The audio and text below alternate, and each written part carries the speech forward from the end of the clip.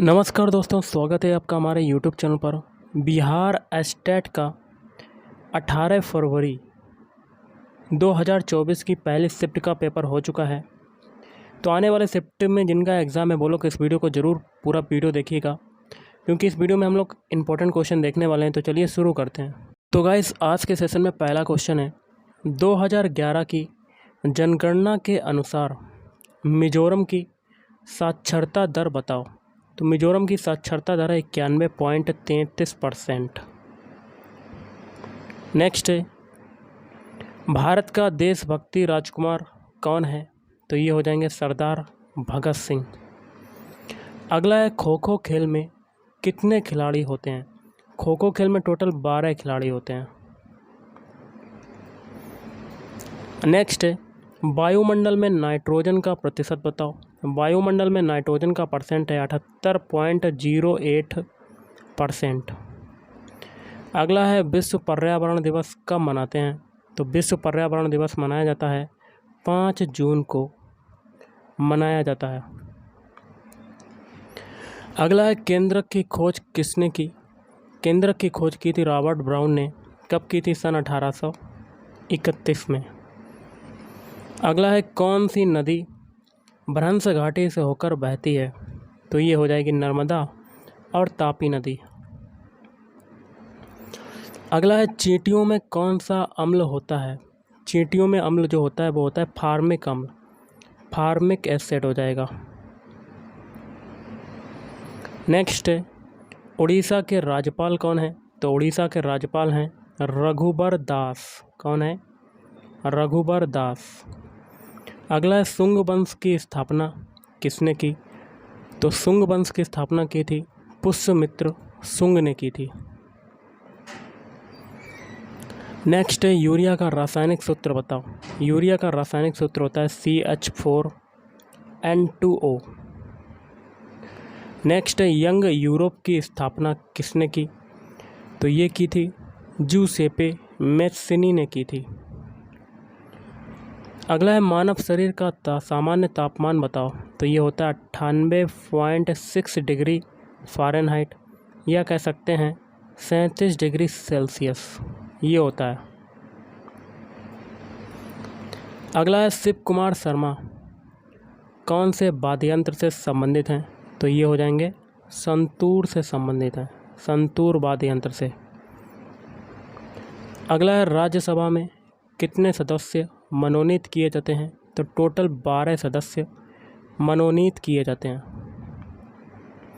अगला है, बौद्ध उपदेश कौन सी भाषा में दिए गए हैं। तो ये दिए गए हैं पाली भाषा में। अगला, लक्ष्य सेन का संबंध कौन से खेल से है। तो ये हो जाएगा बैडमिंटन से है। अगला है, बाघ परियोजना की शुरुआत कब से हुई। तो बाघ परियोजना की शुरुआत हुई थी 1973 से हुई थी। अगला है, कौन सी बीमारी में रक्त का थक्का नहीं बनता। तो इस क्वेश्चन का राइट आंसर हो जाएगा हीमोफीलिया बीमारी में रक्त का थक्का नहीं बनता है।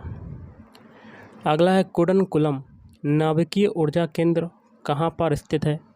तो ये स्थित है तमिलनाडु में। कहाँ पर है? तमिलनाडु।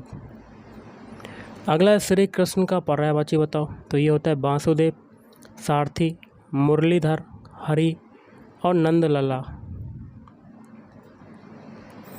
अगला, यूएनओ को कब नोबेल शांति पुरस्कार मिला। तो ये मिला था 2001 में मिला था।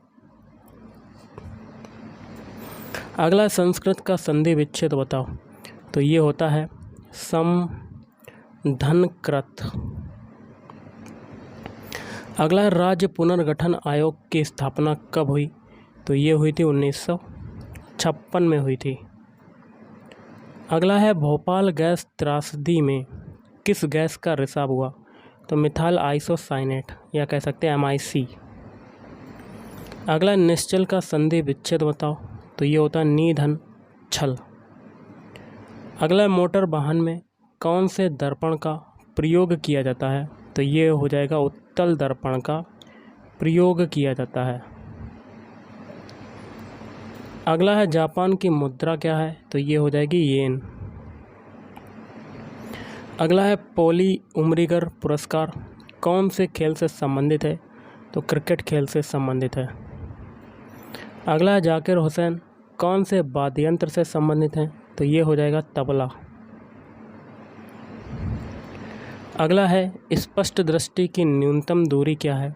तो ये हो जाएगा 25 सेंटीमीटर। अगला है चुआर विद्रोह कब हुआ था? चुआर विद्रोह हुआ था 1766 में। अगला आत्महत्या की थैली किसे कहते हैं? तो ये कहते हैं लाइसोसोम को कहते हैं, लाइसोसोम।